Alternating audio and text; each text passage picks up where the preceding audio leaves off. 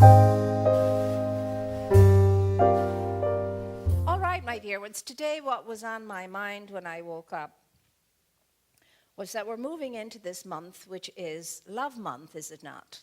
It's Love Month. That's why we have our love bears here, and that's why we're, pouring that love into them so that when they go to the children and go to the children of all ages, sometimes we keep a few back for people who are shut in or, need something special. We put them in a box and we send them out and we say, your spiritual family wants you to know that these bears are contained with a whole lot of love and blessing. We want you to know we're thinking of you and we're sending you hugs and love. So every time you hug your bear, that's your spiritual family hugging you. And you've no idea how some people appreciate that. And that's your doing. That's your doing. These bears are here because of you. You're bringing them in and they're here. And they're very, very important part of our outer expression. So love was in the air this morning when I awoke. And, we're focused on now, you know how we are here. We like to jump from one holiday to the next holiday. And it's usually jump from one spending spree to another. And hope that whatever it is we decide people will like will make, put a smile on their face or whatever. But actually, it's an opportunity. It's a beautiful thing to be celebrating for a whole month, love, and to have a special month for it. And I like this month. And I guess the universe in its intelligence knew that it's very hard for us to sustain this intensity of love. So it's the shortest month of the year. It's trying to help us out as best it can. It's the shortest month of the year. And so when I came in, this thing fell at my feet, and it's called The Mastery of Love, and it's by Don Miguel Ruiz. And I opened it up at this page, and it says, this is the story about a man who didn't believe in love. And I looked at it and I thought, oh gosh, it's several pages. And the prompting was, they want to have a story read to them. You know, when we were small and we had stories read to us, I loved it. I don't know about you, but I loved it. I loved sitting down on the floor by the fire and listening to all the fairy tales, gruesome though they be, all the fairy tales and all the adventure stories and so on. It was just magical. So I want you to imagine now that you're 7 years of age and that, an adult in your life whom you knew, they're going to read you a story. But this is an adult story, I have to say. But still in all, the 7-year-old in you will appreciate it. So however you used to listen to stories, I invite you to listen to this one. Sometimes when I listen to stories now, I like to close my eyes. I can focus better. In fact, I like to close my eyes a lot when I'm doing all kinds of things. Like when I'm kind of doing that quiet meditative stretching in the morning, I always do it with my eyes closed. I'm sure it's not a pretty sight, but it doesn't matter. My eyes are closed. But I find that when I do that, there's a rhythm and there's a grace and there's a loveliness attached to it. And let me tell you, if you can stand with your leg up, with your eyes closed, you're doing well. You're doing well. Sometimes, of course, it's like this. But one day, it won't be, because endeavor and effort produces results. So, once upon a time, a long time ago, in a place in the middle of everywhere and in the middle of nowhere, there was a man. And the story goes like this. I want to tell you a very old story about the man who didn't believe in love. This was an ordinary man just like you and me. But what made this man special was his way of thinking. He thought love doesn't exist. Of course, he had a lot of experience trying to find love, and he had observed the people around him. Much of his life had been spent searching for love, only to find that love didn't exist. Wherever this man went, he used to tell people that love is nothing but an invention of the poets, an invention of religions, just to manipulate the weak mind of humans, to have control over humans and to make them believe. He said that love is not real, and that's why no human could ever find love, even though he might look for it all the time. The man was highly intelligent and he was very convincing. He read a lot of books, he went to the best universities, and he became a respected scholar. He could stand in any public place in front of any kind of people, and his logic was very strong. What he said was that love is just like a drug. It makes you very high, but it creates a strong need. You can become highly addicted to love, but what happens when you don't receive your daily dose of love? Just like a drug, you need your everyday doses. He used to say that most relationships between lovers are just like a relationship between a drug addict and the one who provides the drugs. The one who has the biggest need is like the drug addict, and the one who has little need is like the provider. The one who has the little need is the one who controls the whole relationship. You can see this dynamic so clearly because usually in every relationship there is one who loves the most and the other who doesn't love, who only takes advantage of the one who gives his or her heart. You can see the way they manipulate each other, their actions and reactions, and they are just like the provider and the drug addict. He was happy, wasn't he? The drug addict, the one who has the biggest need, lives in constant fear that perhaps he will not be able to get the next dosage of love or the drug. The drug addict thinks, what am I going to do if she leaves me? That fear makes the drug addict very possessive. That's mine. The addict becomes jealous and demanding because the fear of not having the next dosage is strong. The provider can control and manipulate the one who needs the drug by giving more doses, fewer doses, or no doses at all. The one who has the biggest need completely surrenders and will do whatever he or she can do to avoid being abandoned. The man went on explaining to everyone why love doesn't exist. What human beings call love is nothing but a fear relationship based on control. Where is the respect? Where is the love they claim to have? There is no love.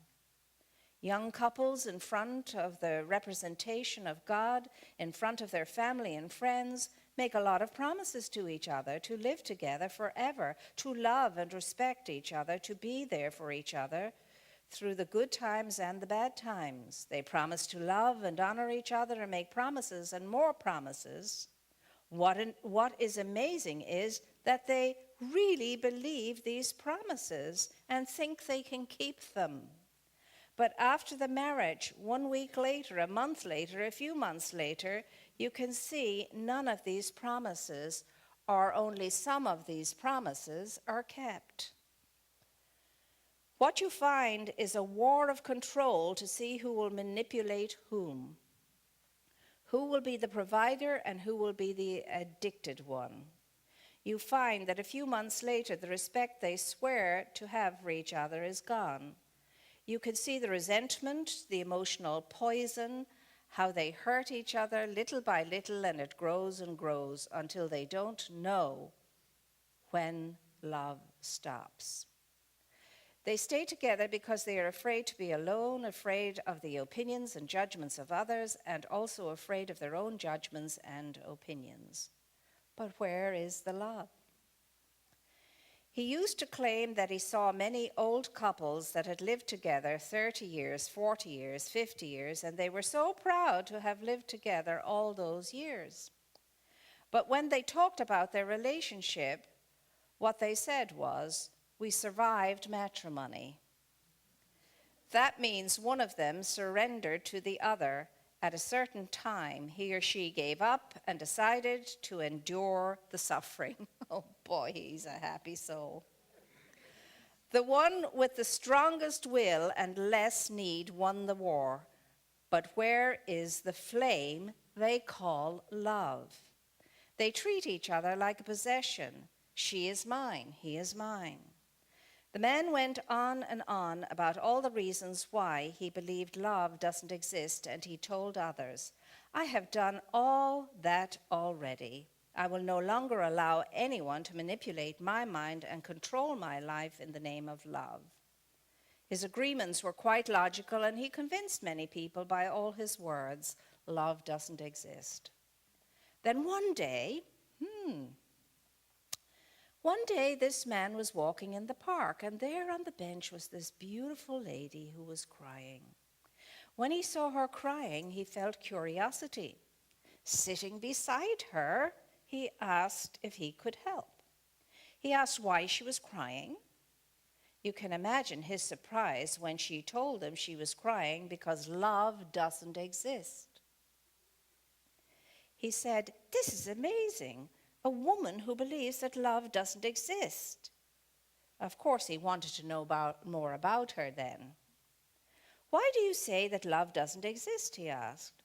Well, it's a long story, she replied. It's always a long story when it's coming from the female side of the thing.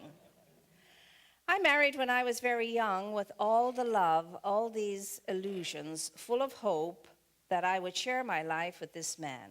We swore to each other our loyalty, respect, and honor, and we created a family. But soon everything changed. I was the devoted wife who took care of the children and the home. My husband continued to develop his career and his success, and his image outside of the home was more important to him than the family. He lost respect for me, and I lost respect for him. We hurt each other, and at a certain point I discovered that I didn't love him, and he didn't love me either. But the children needed a father, and that was the excuse to stay and do whatever it took to support him. Now the children are grown and they have left. I no longer have any excuse to stay with him. There's no respect and there's no kindness. I know that even if I find someone else, it's going to be the very same, because love doesn't exist. There is no sense to look around for something that doesn't happen, doesn't exist, is not there. That is why I am crying. Understanding her very well, he embraced her and said, you are right, love doesn't exist. We look for love, we open our heart, and we welcome and become vulnerable just to find selfishness and self-absorption. That hurts us even if we don't think we will be hurt. It doesn't matter how many relationships we have, the same thing happens again and again and again. Why even search for love any longer? They were so much alike, and they became the best of friends. It was a wonderful relationship. They respected each other, and they never put each other down. With every step they took together, they were happy. There was no envy and no jealousy. There was no control. There was no possessiveness. The relationship kept growing and growing. They loved to be together because when they were together, they had a lot of fun. When they were not together, they missed each other. One day, when the man was out of town, he had the weirdest idea. He was thinking, maybe what I feel for her is love. But this is so different from what I have ever felt before. I don't know. It's not what the poets say it is. It's not what religion says it is. Because I am not responsible for her. I don't take anything from her. I don't have the need for her to take care of me. I don't need to blame her for my difficulties or to take my dramas to heart. We have the best time together. We enjoy each other. I respect the way she thinks, the way she feels. She doesn't embarrass me. She doesn't bother me at all. I don't feel jealous. I don't feel jealous at all when she's with other people. I don't feel envy when she is successful. Perhaps love does exist, but it's not what everyone thinks it is. He could hardly wait to go back home and talk to her and to let her know about his weird idea. As soon as he started talking, she said, I know exactly what you're talking about. I had the same idea a long time ago, but I didn't want to share it with you because I know and I felt you didn't believe in love. Perhaps love does exist, but it isn't what we thought it was. They decided to become lovers and to live together, and it was amazing how things changed. They still respected each other, they were still supportive of each other, and the love grew more and more and more. Even the simplest things make their hearts sing with love, and they were so happy together. The man's heart was so full with all the love he felt that one night a great miracle happened. He was looking at the stars, and he found the most beautiful one. And his love was so big that the star started coming down from the sky, and soon that star was in his hands. Then a second miracle happened, and his soul merged with the star. He was intensely happy, and he could hardly wait to go to the woman and put the star into her hands to prove to her his love. As soon as he put the star in her hands, he felt just for a second a moment of doubt. This love was overwhelming, and in that moment the star fell from his hands and broke into 1,000,000 little pieces.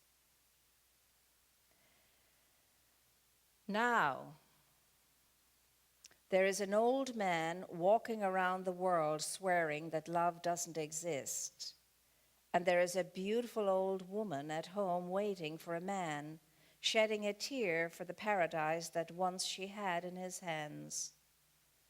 But for one moment of doubt, she let it go. Both of them probably had the moment of doubt at the same time. This is the story about the man who didn't believe in love. Now, who made the mistake? Do you want to guess what went wrong? The mistake was on the man's part in thinking he could give the woman his happiness. The star was his happiness, and his mistake was to put this happiness in her hands. Happiness never comes from outside of us. He was happy because of the love coming out of him. He was happy because of the love coming out of her. But as soon as he made her responsible for his happiness, she broke the star because she could not be responsible for such a thing.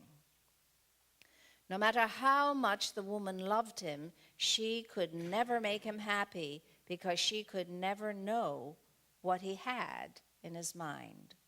She could never know what his expectations were because she could not know his dreams. If you take your happiness and you put it in someone else's hands, sooner or later she is going to break it. If you give your happiness to someone else, she can always take it away. Then if happiness can only come from inside of you and is the result of your love, you are responsible for your own happiness. We can never make anyone responsible for our joy, but when we go to the church to get married, the first thing we do is exchange rings. We put our star in each other's hands, expecting that she is going to make us happy. And you are going to make the other person happy. It doesn't matter how much love you love someone with, you are never going to be what that person wants you to be. That is the mistake most of us make right from the beginning. We base our happiness on our partner, and it doesn't work that way. We make all those promises that we cannot keep, and we set ourselves up to fail.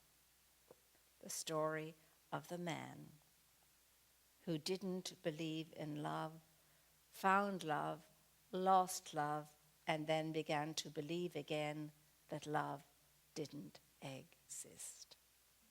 Boy, that's a powerful story.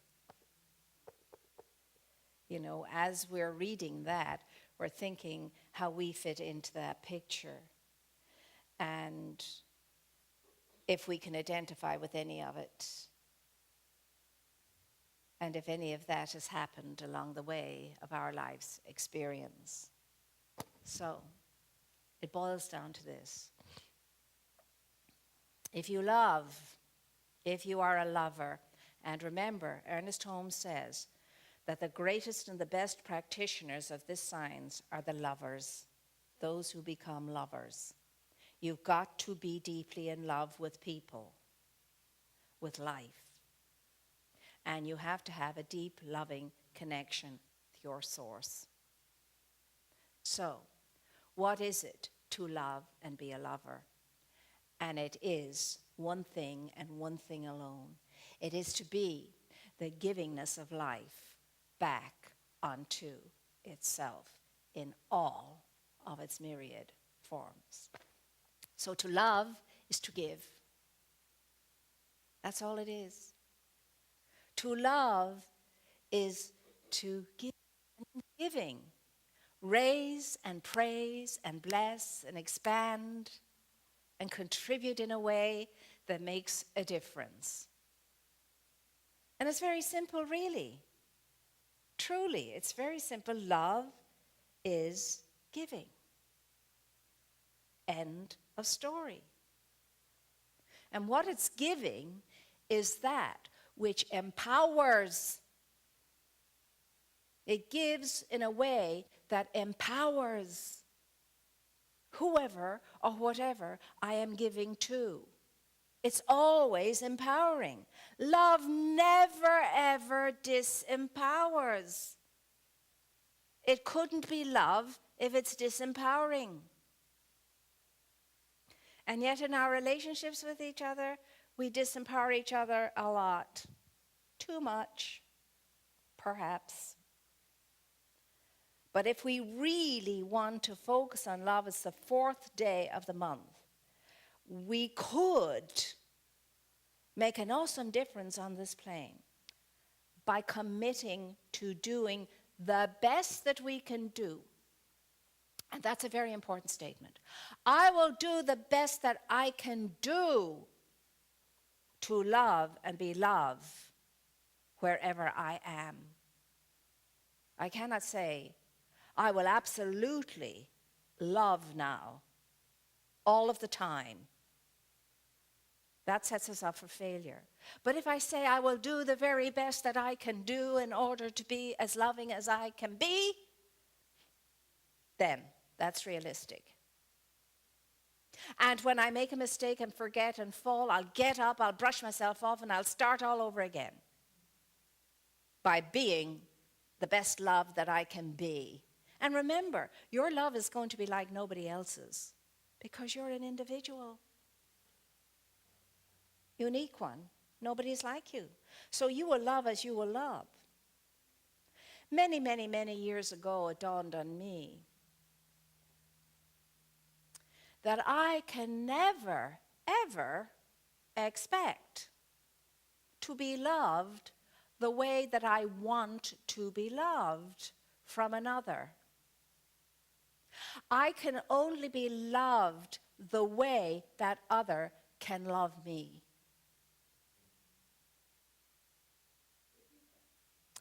I can never, ever be loved the way I want to be loved from the world. I can only be loved the way the world can love me.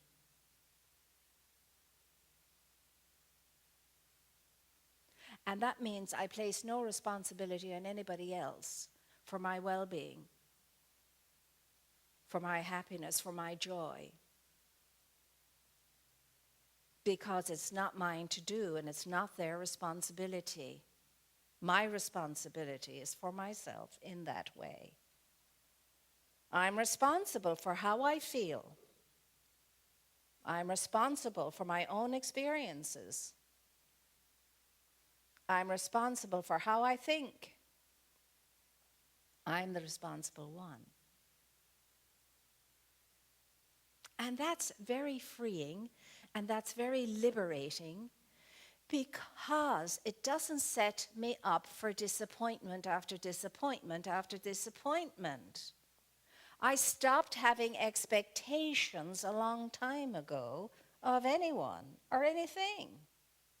What I have is a sense of expectancy of good coming out of everything.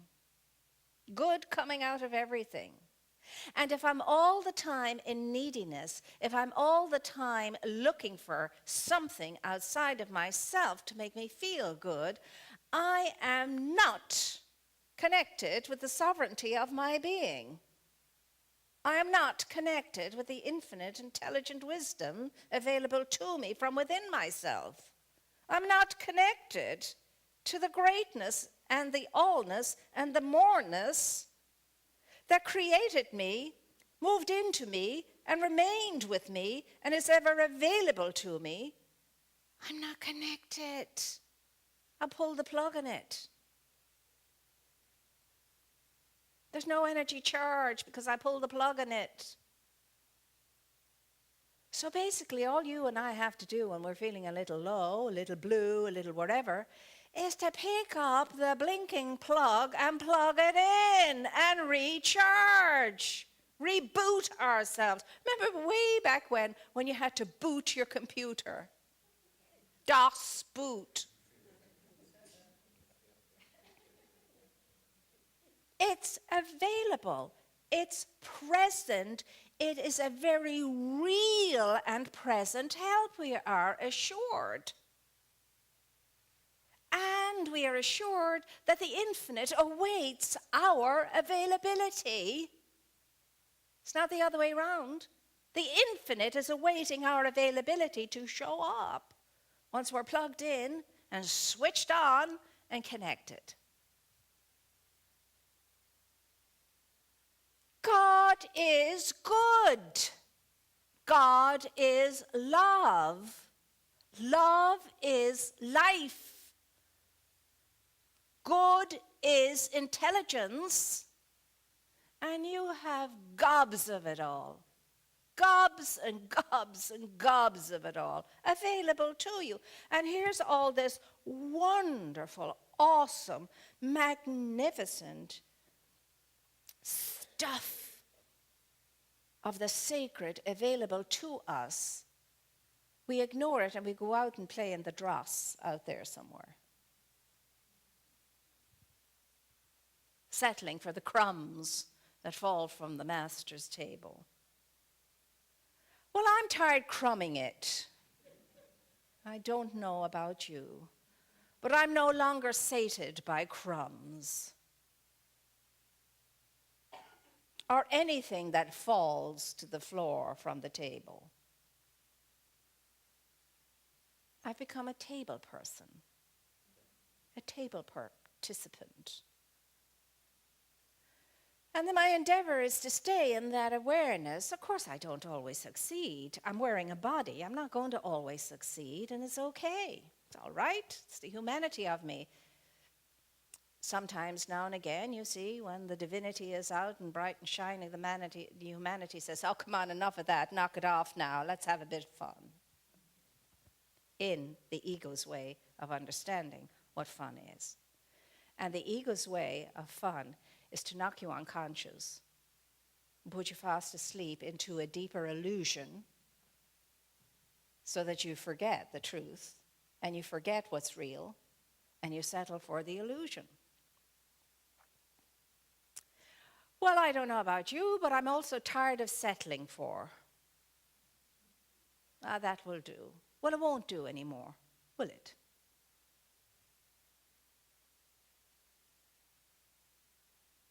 What do you want? And when I ask you, what do you want, I'm meaning, who do you want to be? What do you want to be? How do you wish to be? That can all be taken care of in your mind. You can set that all up in your mind. Go into the laboratory of your mind and create it. Whatever it is, create it in your mind and then embrace it with the allness and the fullness of your being. And lo, behold, it will appear. It's spiritual alchemy.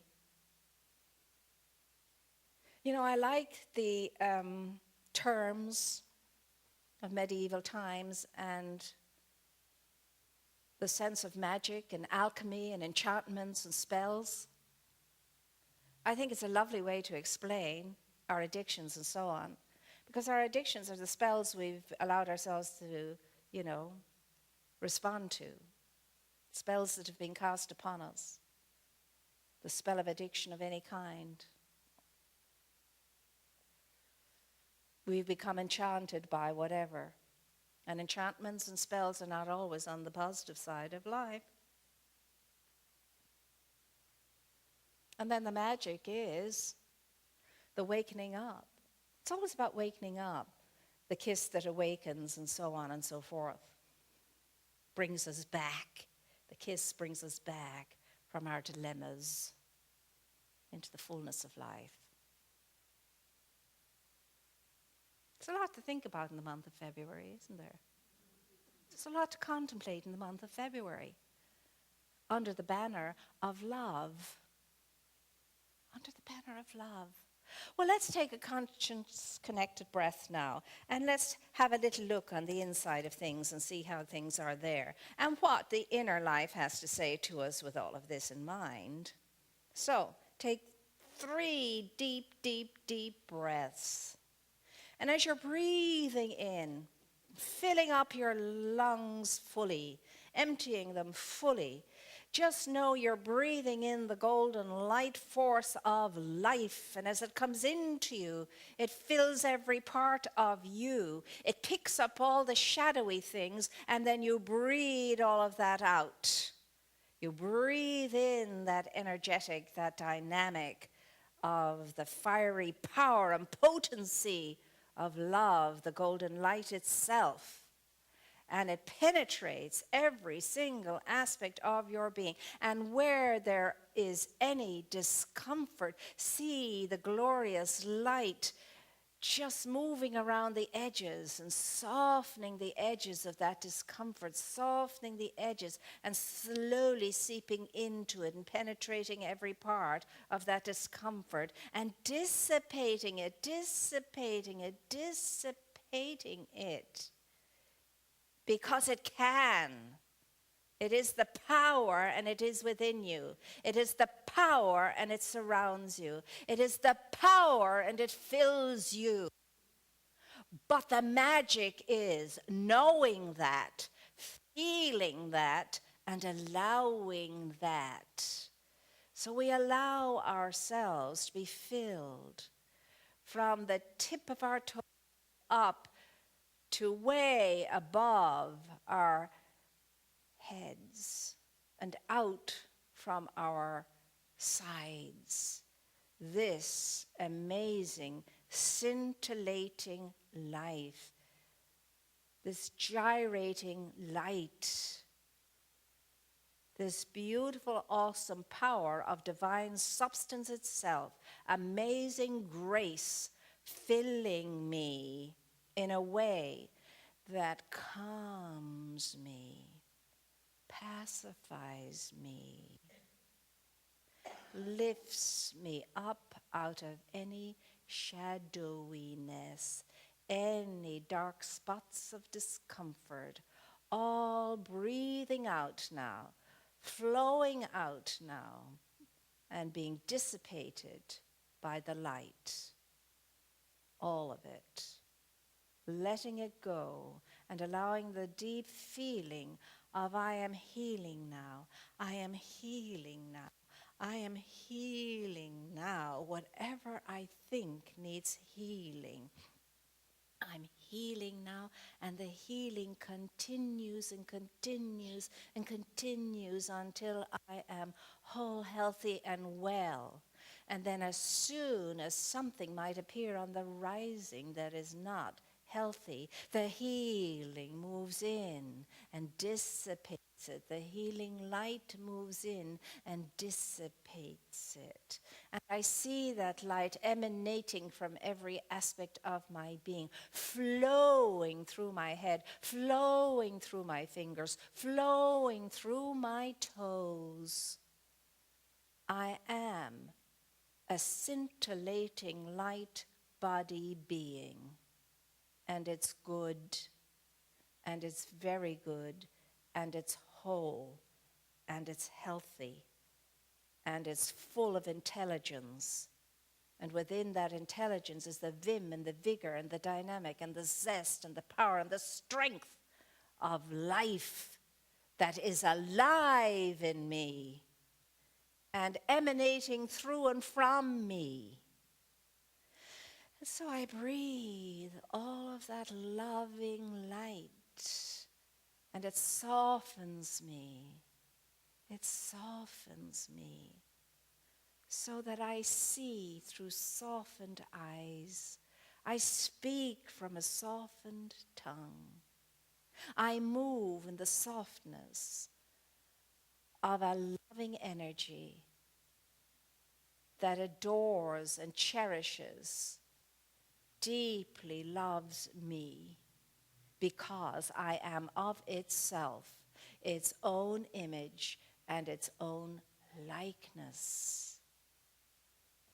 And it is good, and it is very good, and it is always, always, always in me, powerfully available to me, and I can draw from it in any way, at any time, in any circumstance, and the immediacy of it is palpable because it is the givingness of its own life into its creation. And because I am the image and likeness of my Creator, I am the givingness of that life and light and love back onto itself in all of its creation. And so I am the music of the spheres. I am the song in the heart of the beloved. I am what the world needs now. And the invitation is extended. Be here now. And the emphasis is on be and now. So I am the beingness of the life force of infinite intelligence, here to express infinite intelligence and to allow my Creator a full expression by means of me in mind, body, heart, and soul. That's my task.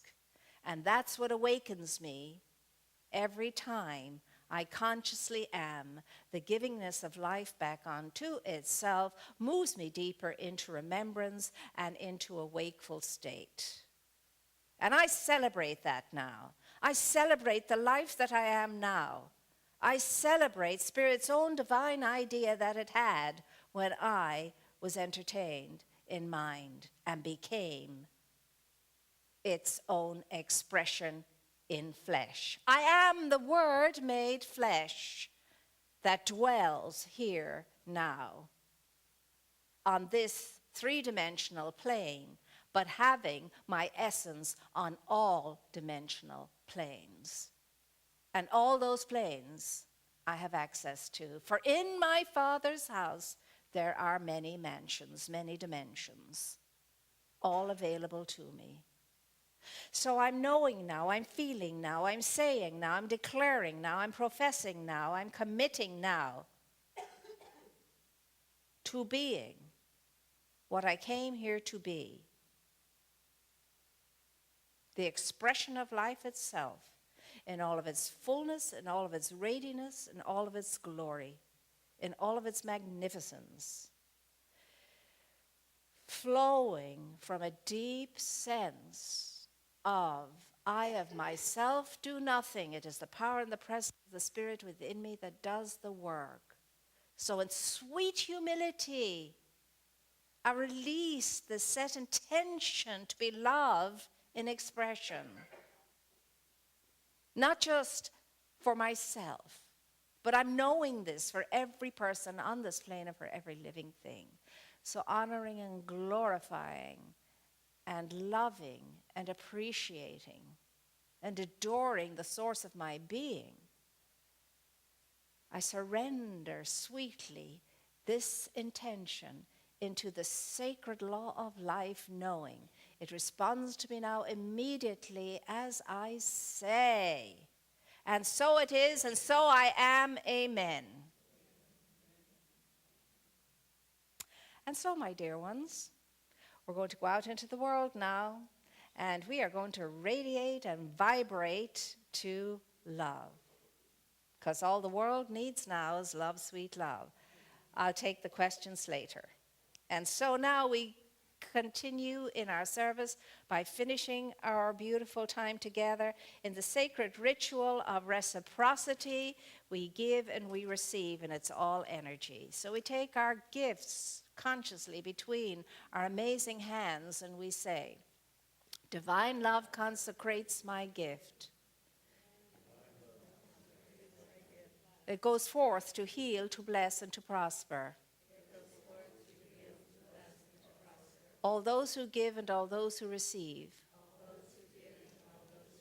I rejoice in the sharing of my good.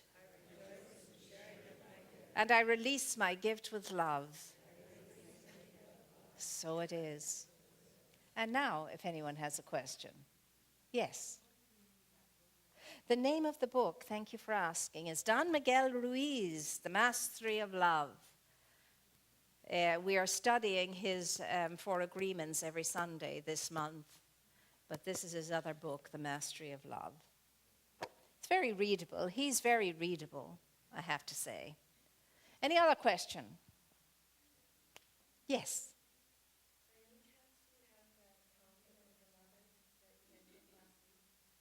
Yes, I do. The pamphlets are available. I thought Reverend Catherine mentioned that. We do have them, and they're at the front desk. Yes. I have a question. How much should we feel responsible to make other people happy? Okay, how much should we feel responsible in making other people happy? We should not feel any responsibility to make other people happy. We will make other people happy automatically when we are being love in expression. But we do have a sense wherein we can evoke from within others the understanding that they have the power and the sovereignty over their own lives and can create their own happiness. They are not victims depending upon anything outside of themselves. They are victors, sovereign beings, and create any good thing they want to, provided they're passionate enough about it, they're committed to it, and they act upon their desire. The movement that has to be made is mine. You can't move upon me. I have to move upon myself. And even though you might bring all the love and joy in the world to me, it won't matter very much after 5 minutes if I don't have that within myself.